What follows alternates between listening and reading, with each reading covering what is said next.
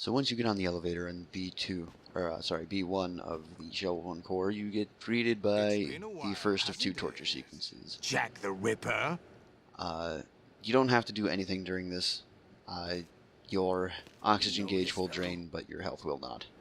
You remember me, don't This is also a very good opportunity to play the pantomime game if you really feel like it.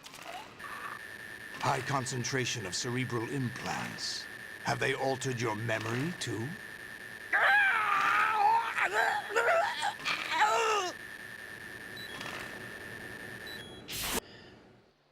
So after that glorified cutscene, we have more actual cutscenes and codec calls.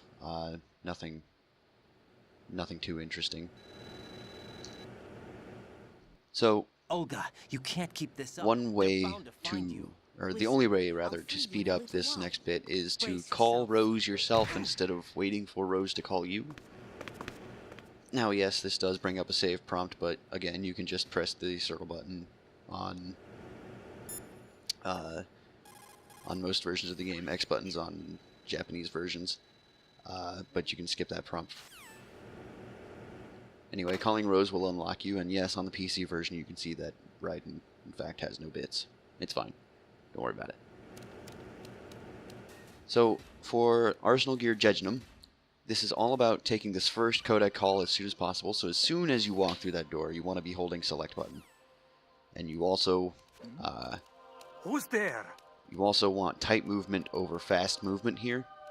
So, cartwheeling should be held off on for the most part. This will also help the cycles go by a little bit better. That bridge you must cartwheel on, and of course this gap you've got to cartwheel over. But the bridge, if you don't cartwheel on it, that camera will almost definitely spot you. And for the ascending colon, is as long as you immediately answer your codex, or as soon as possible, you will always get Rose's call on the 6th. And you have to be standing at this line or before it. You can't be up next to the door, or else Rose won't call. So what I like to do is I just like to come up here and just sit. Once you see the lady in the radar, that's your 3rd call, which means this one's the 5th, and then there's the 6th, and then it's Rose.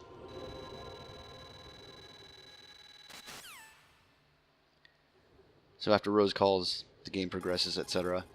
Here you get the sword, and I personally don't know if there is a way to speed this bit up, but it is a good opportunity to set up your inventory for the next bit.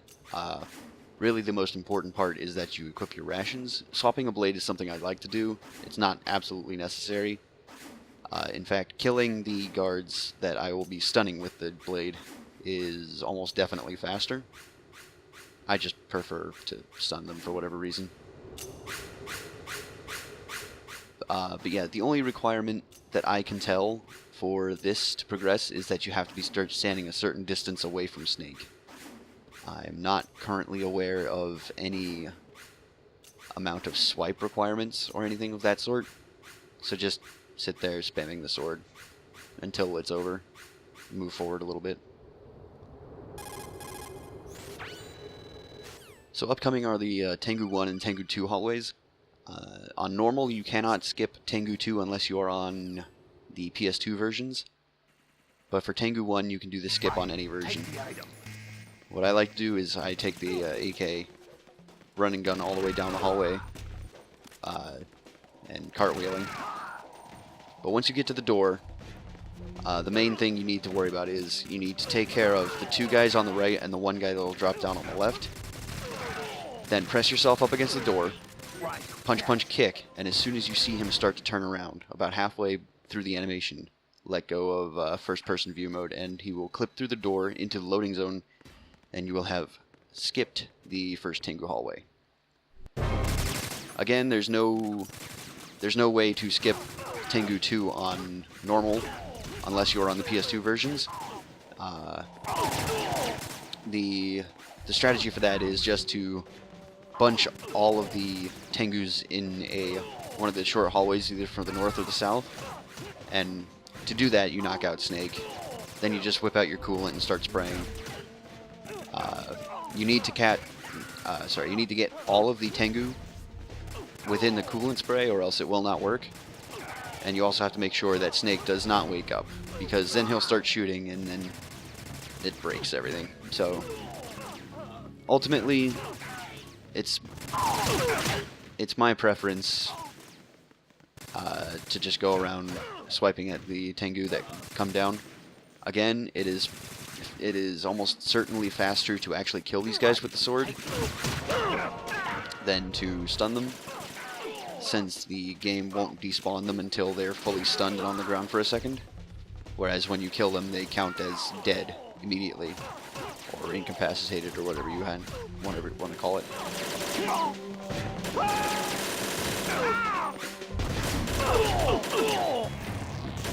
Every time you see the fish and mailed screen, you are about 1/3 of the way through.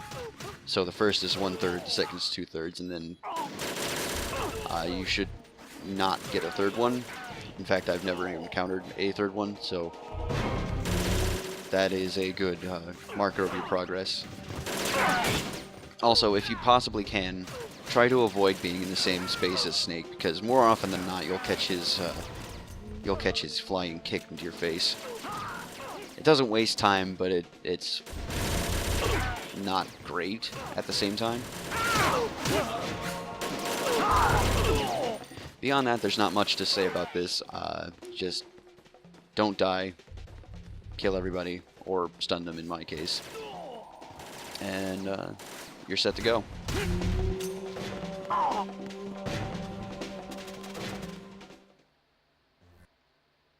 It came as a complete surprise. This bit here is completely unskippable, and he will continue. Sorry, Solidus will continue talking no matter what you do. So just screw around for a nice minute before you start raise. This is a good time to just kind of center yourself mentally, I guess, if you really feel like it. And yeah, even if you're in the weapon or item menus, he'll just continue talking. The result is a Foxhound Commando. If you have less than 2 rations, there will be a ration spawn in the middle there, and there will be stinger pickups when you need them at each one of these little corners that I'm pointing at. I'm sorry to see you. Each point on the hexagon, on the second large blue line there. And their plan too. Solid Snake's sudden appearance, your arrival. It was obvious the Patriots were among my ranks. As a side note, I believe the stinger ammo spawns once you have 10 or less rockets, but I could be wrong about that. I usually don't pay attention. I usually just stand on a spawn point whenever I can, and I never ever run out of ammo on normal. Split between life and death. You ran from it, and now you've been led back to war by something less than real. So once he's done talking, there's another cutscene. You skip it, and then raise. So immediately you want to cartwheel forward, equip your stinger, and start firing away. The order you want to do it in is center, right, left. Never break this pattern. Always center, right, left. It's made easier by the fact that the invincibility frames last long enough to where you'll know which one you're supposed to shoot next. I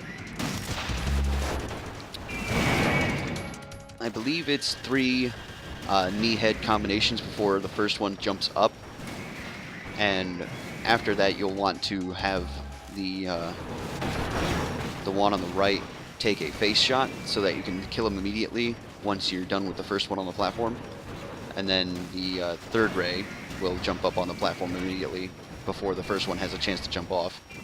It's all really just minor optimizations in how much damage you can do in a short amount of time.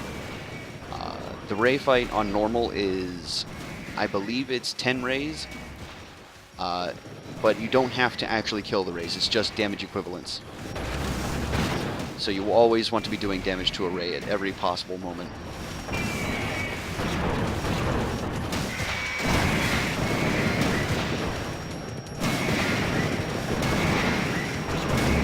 Also, you want to be aware of their health bar and how much health damage each particular kind of shot will do, whether the ray has its mouth closed or open. Like, for example, BO1F, the one I'm about to kill here.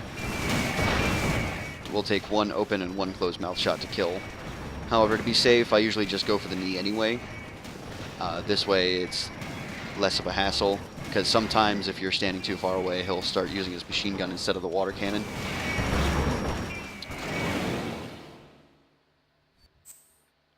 So after raise, you want to be aware of that save prompt.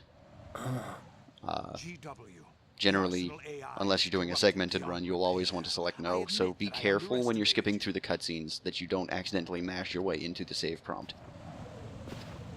You can also use start to mash through those cutscenes, and you won't have any chance of making it into the save. Out of you instead, my son.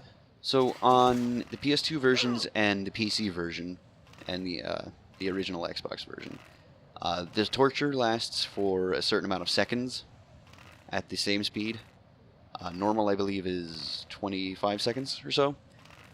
On the HD collection disc, the torture will last for about 12 or 13 seconds. It's not him I want the answers from.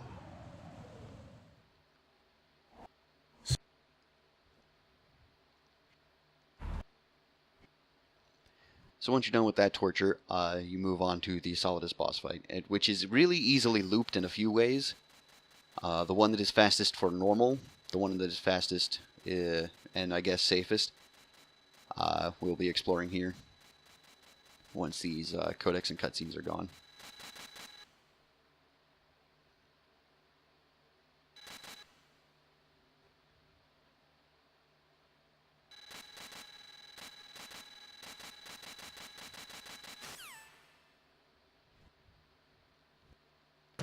So immediately, you'll want to swipe at him, that way he'll kick you, and each time you'll want to knock him down and make him shoot rockets at you. In this case, I wasn't able to bait the rockets, but I was able to make up for it. No, not much of an issue.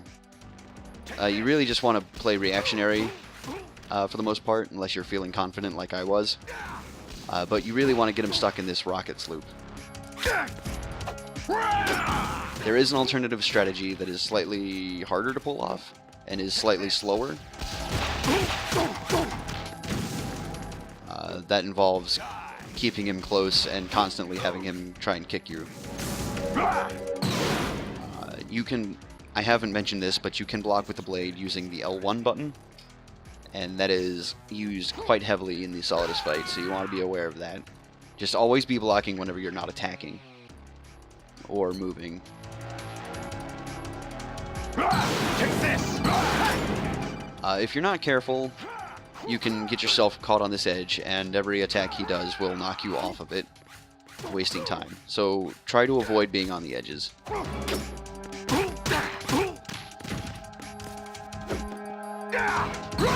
On the second phase, when he loses his tentacles, he will dash around. You always want him to try and elbow you.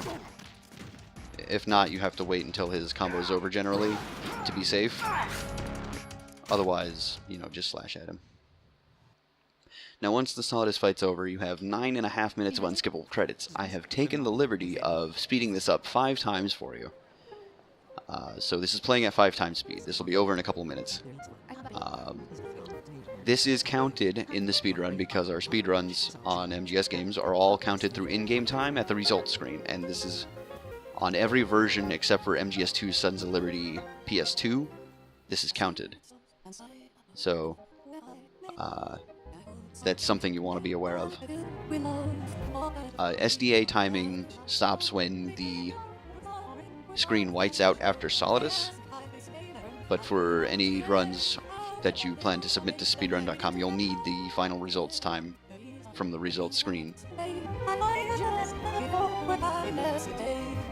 Beyond that, there's not much to say. I believe I've covered just about everything, and anything that I didn't cover will be in the guide section of the speedrun.com page for MGS2.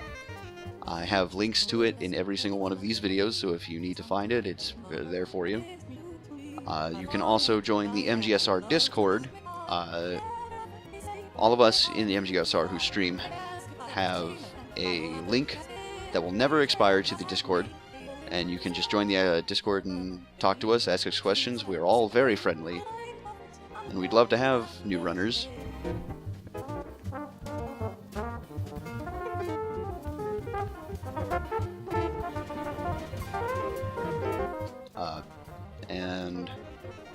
to thank you all for watching, and I hope you guys have good luck in your runs. And I'll see you out there.